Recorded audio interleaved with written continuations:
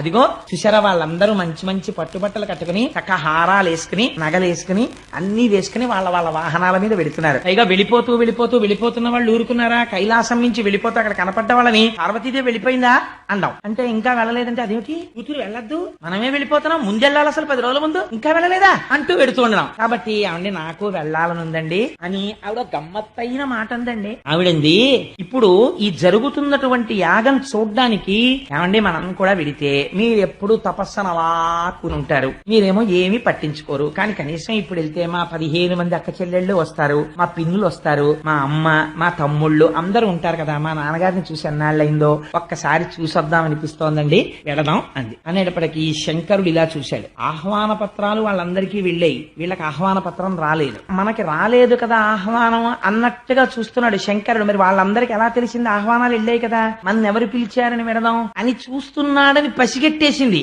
ఆయన మనస్సు తెలియని ఇల్లాలా మా తల్లి. అందుకని ఆవిడంది, ఏమండి పిలవలేదు అందుకే కదా మనం వెళ్ళకూడదు అన్నట్టుగా మీరు చూస్తున్నారు, మిగిలిన వాళ్ళు పిలిస్తే వెళ్ళాలి, కానీ కొంతమంది పిలవకపోయినా వెళ్లి తీరాలి. అలా ఎవరెవరిళ్ళకి వెళ్ళాలో తెలుసా? జనక తండ్రి గారింటికి పిలవకుండానే ఆడపిల్ల వెళ్ళొచ్చు, ఎందుకంటే చతుర్థి విభక్తి వేసి కన్యాదానం చేయడు, అందుకని వెళ్ళొచ్చు. గురువు గారింటికి పిలవకపోయినా వెళ్ళవచ్చు, వెళ్లి గురువు గారి దర్శనం చేసుకుని రావచ్చు. సుహృత్ స్నేహితుడు, మనసెరిగినటువంటి స్నేహితుడు, ఆయన మన్నేం పిలవలేదు కదా మనం వెళ్ళక్కర్లేదు అనకూడదు, ఎప్పుడో అప్పుడు ఒకసారి వెళ్లి చూసి వస్తూ ఉండాలి స్నేహితుడిని. జననాయక, రాజుగారి ఇంటికి వెళ్ళి రావచ్చు, రాజుగారు పిలవలేదు కాబట్టి మనం వెళ్ళలేదు అనకూడదు, రాజు ఇంటికి వెళ్ళాలి. సజ్జనులైన వాళ్ళు పిలవకపోయినా పెడతారు ఇక్కడికండి. అంటే ఇప్పుడు వెళ్ళకపోతే పిలుపు లేదని నువ్వేమైపోతావు, కాబట్టి మనం వెళ్ళొచ్చు అంటాడు. శంకరుడు తక్కువడా, ఆయన అన్నాడు, పార్వతి నువ్వు చెప్పినది యథార్థమే, ఇంటికి పిలుపు లేకపోయినా కూడా ఉత్సవం జరుగుతున్నప్పుడు ఆడపిల్ల వెళ్ళవచ్చు, అధికారం ఉంది. కానీ నేను కూడా ఒక మాట చెప్తాను విను. కొంతమంది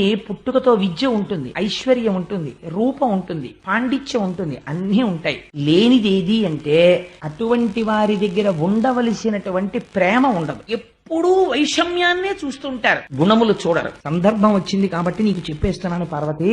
ఇతపూర్వం మీ తండ్రి గారు నన్ను ఒక సభలో అవమానం చేసి మాట్లాడారు. దానికి అంతటికీ కారణం ఏమిటి? నేను లేచి నిలబడలేదు అని ఆయన అనుకున్నాడు. కానీ అసలు జరిగిన యథార్థం నేను చెప్తాను విను పార్వతి అన్నది. దేహభ్రాంతి కలిగినటువంటి వాడు తను వస్తున్నప్పుడు తన శరీరమునకు నమస్కారం చెయ్యాలని కోరుకుంటాడు. కానీ ఆత్మస్థితిగతుడైనటువంటి వాడు అంతటా నిండి నిబిడీకృతమైనటువంటి వాసుదేవుడే లోపల నడిచి వస్తున్నాడు అనుకుని ఆ బ్రహ్మమునందు రమిస్తున్నవాడు ఆ వాసుదేవ దర్శనం చేసుకుని అలాగే ఉండి ఆ వాసుదేవుడికే తన మనస్సులో నమస్కారం చేస్తాడు. నేను అలా చేశాను మీ నాన్నగారికి. కానీ